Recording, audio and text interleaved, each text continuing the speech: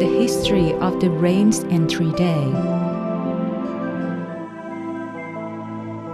The Rains Entry Day is the first day where Buddhist monks dwell permanently at a suitable place throughout the rainy season, starting from the first day of the 8th waning moon until the 15th day of the 11th waxing moon, for a period of 3 months.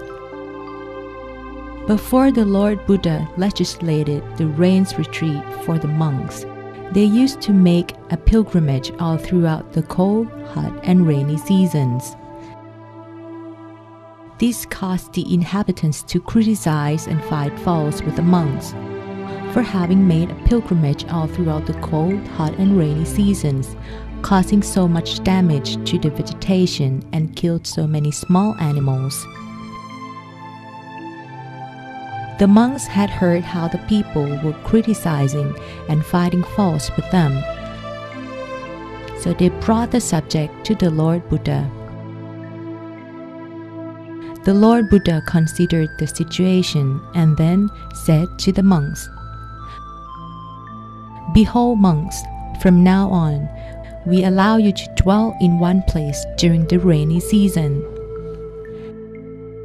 There are 2 rains entry days. The first is Purimika, the first rains entry day.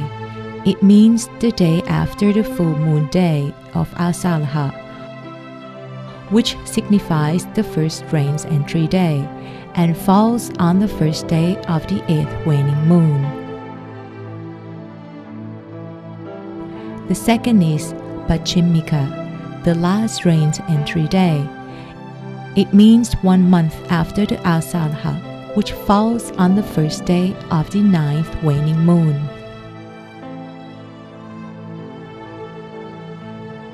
Once the rains entry day begins, the monks must dwell in one place for the entire 3 months and cannot stay overnight anywhere else.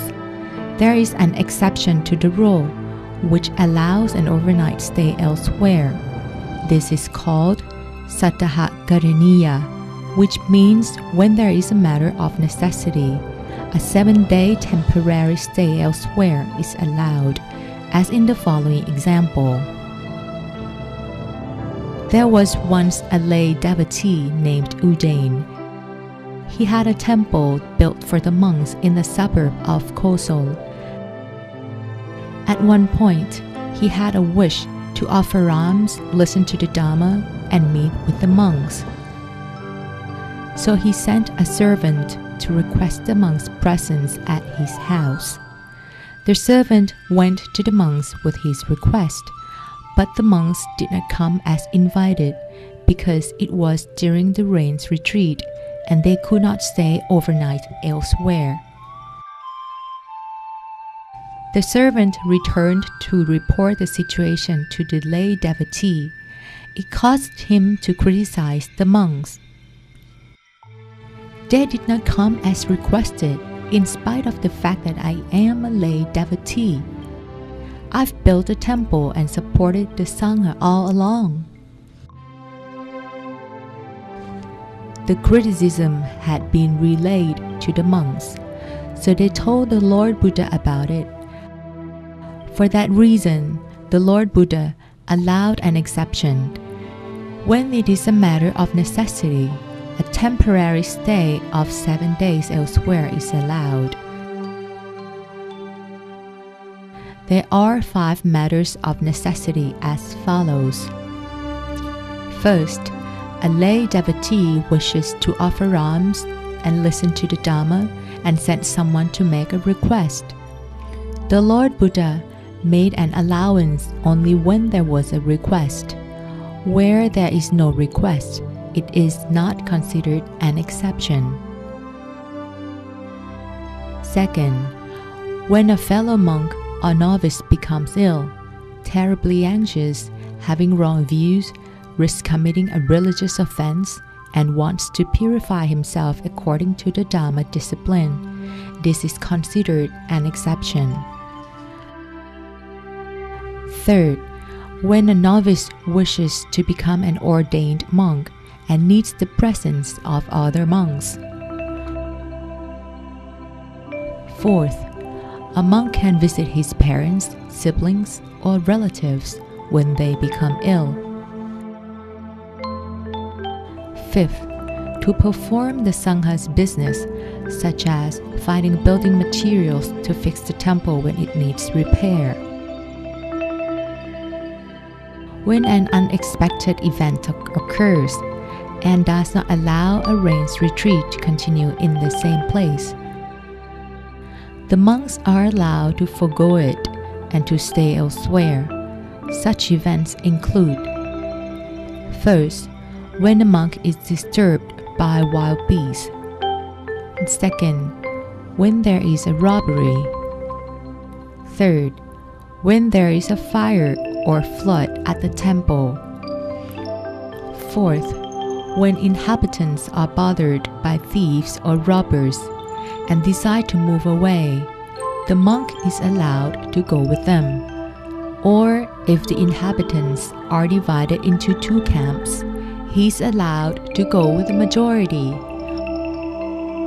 But if the majority has no faith in Buddhism, he is allowed to go with the minority.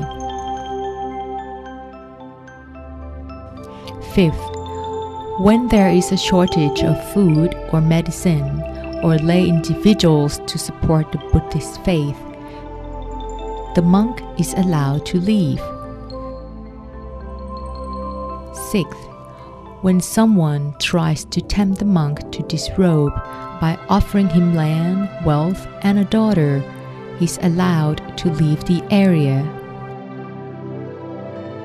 Seventh, when there is a possible division of the monks, or someone is trying to make it happen, or the division has already occurred, he is allowed to go and alleviate the situation. The place for the rains retreat should be conducive to the Dharma practice. For example, it shouldn't be too far or too close to the community. It should have access to easy communication. It shouldn't have a lot of traffic during the day. It should be quiet and peaceful at night. It should be devoid of any disturbance. It should be a place conducive to monks who desire solitude and peace. Certain places for the rains retreat are allowed under special circumstances. For example, when a monk is traveling with a cattle herder along the herder route, or with a band of wagons or by boat, in order to reach a certain destination. During the trip, if it happens to fall on the rains entry day, the monk can spend the rains retreat en route. When the cattle herder, the band of wagons, or the passenger boat continues on course, the monk is allowed to continue his journey by making a vow, Itavasan Upemi, which means I am spending my rains retreat here. When the monk reaches his place of destination, he is allowed to spend the rest of the rains retreat there. Should the place of his destination not be reached because the cattle herder, the band of wagons, or the passenger boat comes to an end of the trip, the monk is allowed to spend the rest of the rains retreat at the particular place. Such conduct does not violate the legislation. The Lord Buddha forbade spending the rains retreat in inappropriate places such as, first, in the hollow of a tree, as the monk might be mistaken for a demon. Second, on a branch of a tree, as the monk might be mistaken for a hunter. Third, in an open space, as when it rains, the monk would need to run for shelter in the hollow of a tree or under a building.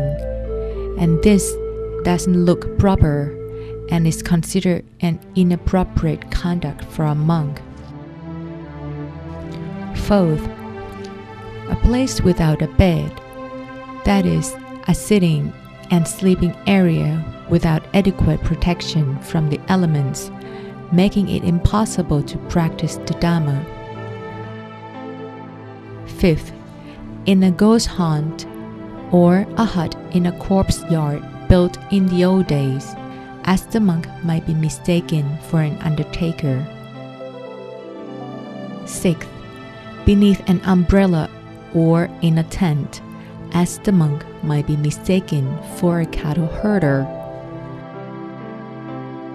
Seventh, in the water vessel, as the monk might be mistaken for a heretic.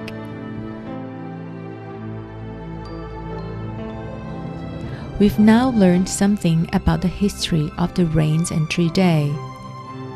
The real purpose of the Rains retreat is to allow the monks and novices more time to practice meditation. As ladies and gentlemen devotees, we can determine the boundaries of our Rains retreat by concentrating on the seventh base at the center of our being. Let's keep our mind still within its perimeter at all times, and we will attain the Dhammakaya within this Rains retreat.